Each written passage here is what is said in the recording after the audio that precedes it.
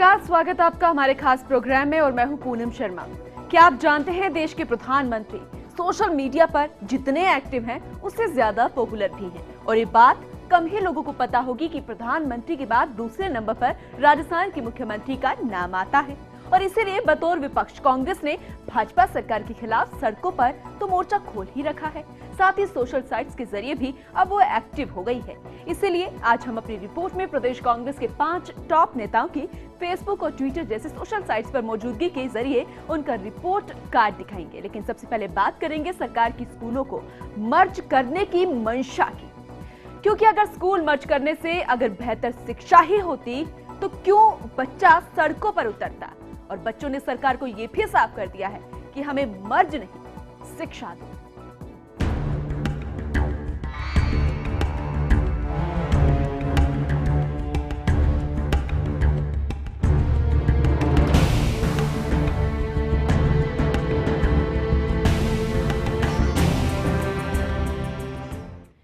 श्री गंगानगर जिले के सादुल शहर में 45 सालों से संचालित हो रहे राजकीय उच्च प्राथमिक विद्यालय नंबर 2 को मर्ज करने का विरोध हो रहा है। कोई और नहीं, बच्चे ही सड़कों पर उतर आए हैं। वे एसडीएम ऑफिस पहुंचे, जमकर हंगामा किया। एसडीएम ने हालांकि आश्वासन दे दिया है, लेकिन बच्चों ने सरकार को साफ यहां पर कर दिया है कि हमारे स्कूल को मर्ज नहीं, हमें उसी स्कूल में शिक्षा दो, नहीं तो हम पढ़ाई करना ही छोड़ देंगे, जिसमें 80 छात्राएं हैं। अब बालिका शिक्षा को बढ़ावा देने की बात करने वाली सरकार के सामने एक चुनौती खड़ी हो गई है। जरा ये रिपोर्ट देखिए।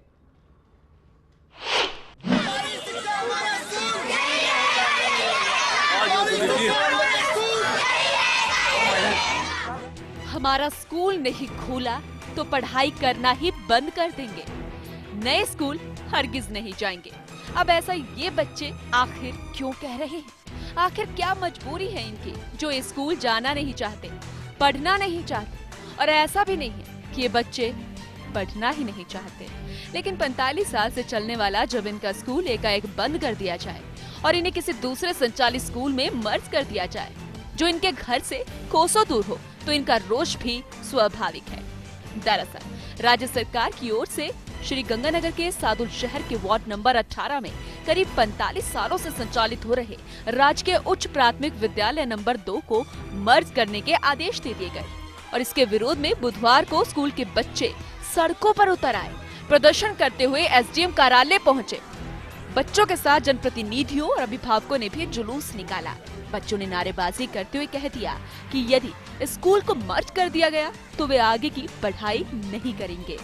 मर्ज कर दिया है, हम इतनी दूर नहीं जा सकते हैं, इसलिए हम वहीं पे रहना चाहते हैं। वही स्कूल हमारे लिए शिक्षा का भी अधिकार है, हम इतनी दूर नहीं जा सकते हैं। अगर हमारा स्कूल यहाँ से बंद कर दिया, सरकार ने बंद कर दिया और यहाँ से कई दूर हमारा स्कूल लेकर स्टार्ट किया है और या तो सरकार हमारा स्कूल खोले, नहीं तो हम पढ़ाई छोड़ देंगे। एसडीएम रीना सर्वा को सरपंच यूनियन के पूर्व अध्यक्ष पालाराम और अन्य जनप्रतिनिधियों ने बताया कि मर्ज किए गए स्कूल में 160 स्टूडेंट्स पढ़ रहे हैं। वहीं इसके अलावा ये स्कूल 1972 से संचालित है। तो वहीं वक्ताओं ने आक्रोश जताते हुए बताया कि स्कूल में पढ़ रहे स्टूडेंट्स में से 80 छात्राएं हैं। ज्यादातर स्टूडेंट्स अनुसूचित जाति के हैं और सबसे पुराना राजकीय विद्यालय होने के साथ साथ यहाँ पर खेल मैदान की सुविधा भी है। बच्चों को साफ और ठंडा पानी मिलता है, वाटर कूलर स्थापित किया हुआ है। सभी कमरों में पंखे और कूलर के अलावा रसोई घर, पानी की डिग्गी, छात्र छात्राओं के लिए अलग अलग शौचालय भी बने हुए। वार्ड नंबर 4 के लोग अभी आए थे, उनमें बच्चों की संख्या ज्यादा है और फिर भी स्कूल मर्ज हो गया है। हमने यह बात उच्च अधिकारियों तक पहुंचा दी है और इसी संदर्भ में हमने शाम को एक मीटिंग का आयोजन रखा है बीओ के साथ। उसमें हमें आपको वापसी जानकारी जो है वो मिल जाएगी। तो स्कूल के बच्चों और मोहल्ले वासियों और जनप्रतिनिधियों ने साफ कर दिया है कि यहाँ पर किसी भी स्थिति में इस विद्यालय को मर्ज नहीं होने दिया जाएगा। यहाँ पर आश्वासन नहीं, समाधान चाहिए। वहीं देखा जाए तो सरकार एक तरफ बालिका शिक्षा को बढ़ावा देने की बात करती है, वहीं दूसरी ओर 80 छात्राओं को और अन्य छात्रों के भविष्य से खिलवाड़ करने की कोशिश की जा रही है। आखिर सरकार की एक कैसी मंशा है? इसीलिए अब ये बच्चे कह रहे हैं कि स्कूल को मर्ज नहीं, इसी स्कूल में हमें शिक्षा दो। फर्स्ट इंडिया के लिए सादुल शहर से कुलदीप के साथ पूनम शर्मा की रिपोर्ट। श्री गंगानगर के सादुल शहर से हमारे साथ हमारे इन्फॉर्मर राजेंद्र जुड़ गए हैं, उनका रुख करते हैं। राजेंद्र, यहाँ पर स्कूलों को मर्ज करने की जो कवायद शुरू हुई है राज्य सरकार की तरफ से, विपक्ष भी इस पर आरोप लगा रहा है, कई जनप्रतिनिधि भी सामने आए हैं, लेकिन सादुल शहर में बच्चे ही सड़कों पर उतर आए हैं। आखिर वजह क्या सामने आ रही है, मुख्य समस्याएं क्या है उनके सामने? जी, मैं आपको बताना चाहूंगा, कहने को तो इस स्कूल के अंदर 160 से ज्यादा बच्चे पढ़ाई कर रहे हैं, लेकिन इस स्कूल के अंदर सादुल शहर पंचायत समिति का एक संदर्भ केंद्र बना हुआ है, जिसके अंदर जो विशेष आवश्यकता वाले जो बच्चे हैंडीकैप होते हैं या जो जिन्हें नहीं दिखाई नहीं देता, उस तरह के बच्चे हैं, वो 250 बच्चे यहाँ आकर एक थेरेपी लेते हैं। इन 150 बच्चों के साथ साथ वो उन 250 बच्चों का जो भविष्य है वो भी अंधकार में होने वाला है, क्योंकि जो इन शिक्षा विभाग के अधिकारियों ने बंद कमरों में बैठकर बिना जमीनी हकीकत जाने। चलिए, मैं आपसे जानकारी यहाँ पर लूंगी राजेंद्र, क्योंकि अभी ब्लॉक शिक्षा अधिकारी हमारे से जुड़ गए हैं, प्रमोद ढाका जी। प्रमोद जी, स्वागत आपका फर्स्ट इंडिया में। जी सर मैडम। जी प्रमोद जी, यहाँ पर स्कूल को मर्ज करने की बात सामने आई है, बच्चे जो है विरोध कर रहे हैं, कई जनप्रतिनिधि भी सामने आ गए हैं, क्या कुछ कहेंगे पूरे मसले पर? हाँ मैडम, ये 2 नंबर स्कूल है हमारे बी ऑफिस के पास ही है जी। इसमें 170 बच्चे अध्ययनरत हैं और ज्यादातर 80% बच्चियां हैं एससी की। ये मोहल्ला एससी का है जी, और 170 के करीब यहाँ छात्र संख्या है मैडम जी। और जो सीनियर स्कूल है, सरकार की मंशा है 1 से 12 एक ही छत के नीचे, वो 1 किलोमीटर के नजदीक दूसरी स्कूल है और 3 रोड क्रॉस होकर बच्चों को जाना पड़ेगा। लेकिन बच्चों को समस्याएं यहाँ पर सामने आ रही है। हाँ जी मैडम जी, तो कई दिव्यांग बच्चे वहां पर पढ़ते हैं, 80 छात्राएं वहां पर हैं जो कि विरोध कर रही है, क्योंकि वहां पर मेन रोड भी है, जैसा कि आप भी उस पूरे मसले को समझते हैं, वहां पर बस स्टैंड भी है, काफी आवाजाही है, काफी परेशानी वहां पर खड़ी हो जाएगी, वो जाना नहीं चाहते स्कूल में। हाँ मैडम, बस स्टैंड है, एसडीएम कोर्ट है जी, सीजीएम कोर्ट है, तो आवाजाही ज्यादा रहती है और गरीब तबके के बच्चे हैं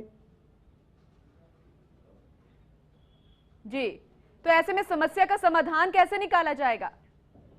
जी मैडम, इसके लिए हमने डीओ साहब को भी लिखा है, भाई ये 3 रोड है, हनुमानगढ़ जाने वाली, आभौर जाने वाली, मलोट वाली और श्रीगंगानगर जाने वाली, यहाँ पर ट्रैफिक ज्यादा रहता है जी, इसलिए इस स्कूल को मर्ज तो कर दो, लेकिन पहली शादी इसी बिल्डिंग में चले, ठीक रहेगा। चलिए, शुक्रिया हमारे साथ जुड़ने के लिए। वहीं हमारे साथ साहब राम भी जुड़ गए हैं, जो कि पूर्व पार्षद हैं। साहब राम जी, स्वागत है आपका फर्स्ट इंडिया में। नमस्कार सर। हाँ जी साहब राम जी, यहाँ पर स्कूल को मर्ज को करने को लेकर बड़ा विरोध यहाँ पर हो रहा है, बच्चे भी सड़कों पर उतर आए हैं। सर मैं आपसे निवेदन कर रहा हूँ। हेलो, हाँ जी, आवाज आ रही है आपकी? आवाज आ रही है सर, मैं आपसे निवेदन कर रहा हूँ। मेरा स्कूल जो है ये धार्मिक समाज है, वाल्मीकि समाज है, सैती समाज, हरिजन समाज के बीच में स्कूल है। इस स्कूल के अंदर 160 बच्चे हैं जी। इस स्कूल में 60 बच्चे पढ़ रहे हैं और ये स्कूल जो है ना, अभी जिस स्कूल में ये है उससे वो है कि 1.5 किलोमीटर स्कूल हमारे से दूर पड़ता है, तो रास्ते के अंदर क्या बड़ी बड़ी सड़कें हैं, आवागमन बहुत ज्यादा है, ट्रैफिक बहुत ज्यादा है, इसमें क्या दुर्घटना होने का खतरा है। तो सरकार के इस फैसले को आप गलत मानते हैं? हाँ बिल्कुल सर, सरकार के फैसले पर सरकार जो है ऐसे स्कूलों में कर रही है, तो जहाँ जहाँ स्कूलों में बच्चे नहीं है वहाँ तो बच्चे नहीं रही, और यहाँ इस स्कूल के अंदर हमारे 60 बच्चे हैं, इस स्कूल को ये मिला रही है। तो साहब राम जी, आप तो एसडीएम कार्यालय भी गए थे, प्रदर्शन किया गया था, बड़ा हंगामा हुआ था, बच्चे साथ थे, तो एसडीएम जी ने क्या कुछ कहा है, कोई आश्वासन दिया? मैडम जी, स्कूल के लिए हम धरना प्रदर्शन करेंगे, भू प्रचार करेंगे, मरने से क्या करेंगे, भू प्रचार मरने से चाहेंगे स्कूल के लिए हम, क्योंकि हमारी अंतरात्मा की माता हमारे गरीबों का स्कूल है, ये बड़ा बेहतर गरीबों के बच्चे पढ़ते हैं सारे के सारे जी। तो कैसे आश्वासन जब एसडीएम जी ने दे दिया है, तो क्या लगता है कोई यहाँ पर समाधान निकाला जाएगा, या सिर्फ आश्वासन ही है? नहीं, कोई समाधान निकालने की उम्मीद नहीं है, हम सरकार को भेज देंगे, लेकिन सर ये बहुत बड़ा जन आंदोलन रहेगा हमारे हरिजनों का, गरीबों का, पिछड़े ये बड़ा जन आंदोलन रहेंगे और हमारे अपना हक लेकर आएंगे इसके लिए हम। तो ऐसे में तो एसडीएम ने सिर्फ आश्वासन दिया है, हो सकता है कि ये जो मर्ज करने की प्रक्रिया है इसको ही रखा जाए, उसी स्कूल में वापस बच्चों को पढ़ने के लिए नहीं अनुमति दी जाए, तो ऐसे में अब क्या करा जाएगा? हाँ, बच्चों को अधिकतम वहीं पर हमारा चलिए, हम भी पूरी कोशिश करेंगे कि जो आपकी आवाज है प्रशासन तक पहुंचाएं। बहुत बहुत शुक्रिया हमारे साथ जुड़ने के लिए। अभी हमारे साथ प्रदीप मौर्य जी जुड़ गए हैं, अभिभावक हैं बच्चे के, उनसे बातचीत करते हैं। प्रदीप जी, स्वागत है आपका। फर्स्ट इंडिया में बड़ी समस्या खड़ी हुई है बच्चों के लिए, स्कूल मर्ज हो गया है, क्या कुछ कहेंगे? राजस्थान सरकार ने शिक्षा के नाम पे बेड़ा गर्क कर दिया है, खास करके दलित समाज के लोगों का। जी हाँ जी, जबकि 160 बच्चे हैं राजकीय उच्च प्राथमिक विद्यालय नंबर 2 सादुल शहर में जी, और जबकि पूर्ण रूप से दलित समाज का मोहल्ला है, और उसको राजकीय सीनियर हाई सेकेंडरी स्कूल के अंदर जी सम्मिलित कर दिया है, उसको मृत घोषित कर है वहाँ पे बच्चों को ले जाने का। जबकि उस मोहल्ले के बच्चे ऐसे हैं कि उस स्कूल में नहीं जाएंगे। तो समस्या तो यहाँ पर बड़ी बन गई है बच्चों के लिए। कई बच्चे दिव्यांग भी है जो वहाँ पर इतनी दूर तक नहीं जा सकते। ऐसे में एसडीएम कार्यालय भी गए थे, क्या कुछ लगता है एसडीएम साहिबा जो हैं वो आश्वासन तो दे रही हैं, कोई एक्शन लेंगी? एसडीएम साहब ने आज मीटिंग बुलाई थी जी 4 बजे शाम को जी।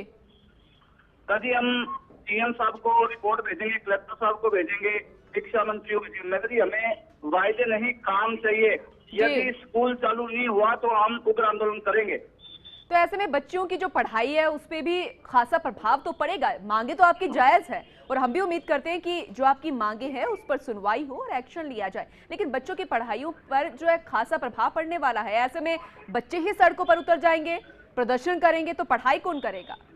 देखो जी, वो स्कूल उस मोहल्ले के अंदर है जी, जिस समाज के बच्चे शिक्षा के नाम से पास में नहीं भटकते।